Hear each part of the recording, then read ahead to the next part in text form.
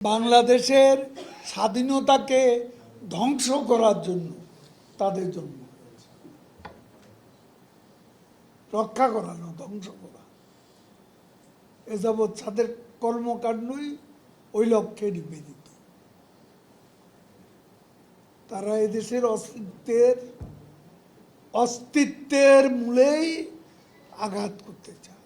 হঠাৎ করে বাঁশিতে ফু দিল। স্বাধীনতাটা কি পর্বতের মুশিক প্রসবের মতো কোনো ঘটনা? কেউ এসে বাঁশিতে ফু দিল, অমনি তিনি স্বাধীনতার ঘোষক হয়ে গেলেন।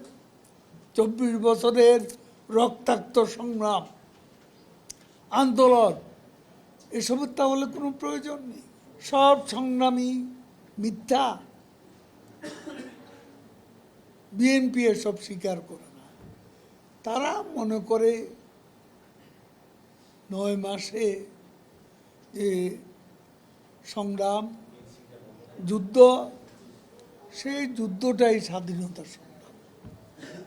এবং যদিও এই যুদ্ধে তাদের প্রত্যক্ষ কোনো ভূমিকা ছিল না, বিএনপি দল তখন ছিল না, কিন্তু সেক্টর কমান্ডার জিয়াউর রহমান তিনি কোন সেক্টরে বাস্তবে যুদ্ধ করেছেন সেটা আমাদের জানা।